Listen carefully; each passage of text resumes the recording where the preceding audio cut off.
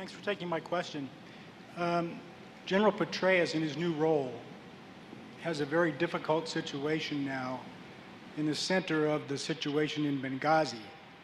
Do you have any comment? Well, just to create some context for those in the room, as you know, the ambassador in Benghazi was killed along with a couple of security agents who happened to be CIA security paramilitary forces. That just came out today in Fox News. But the challenge has been the fog of war.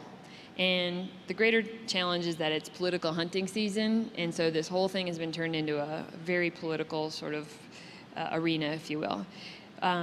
But the facts that came out today were that the ground forces there at the CIA annex, which is different from the consulate, were requesting reinforcements. They were requesting it's called the Sinks in Extremis Force.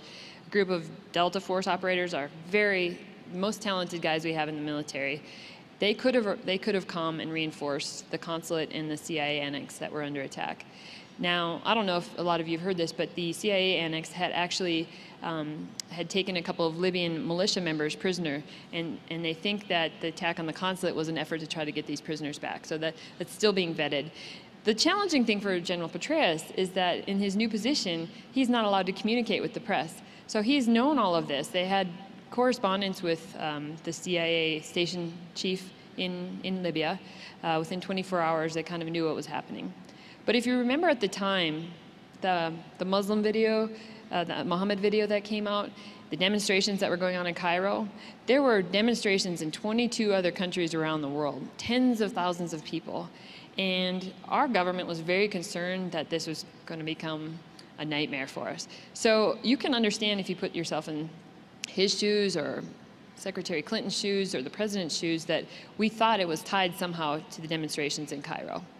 And it's true that we have signal intelligence that shows the militia members in Libya were watching the demonstration in Cairo, and it did sort of galvanize their effort. So we'll find out the facts soon enough. As a former intel officer, it's frustrating to me because it reveals our sources and methods. I don't think the public necessarily needs to know all of that. It is a tragedy that we lost an ambassador and 2 other government officials, and there was a failure in the system because there was additional security requested. But it's frustrating to see the sort of political aspect of what's going on with this whole investigation. So the most recent news that came out was a Fox report by Jennifer Griffin. I got it on a distribution list I'm on, and it has some pretty insightful stuff in it, if you want to look for it.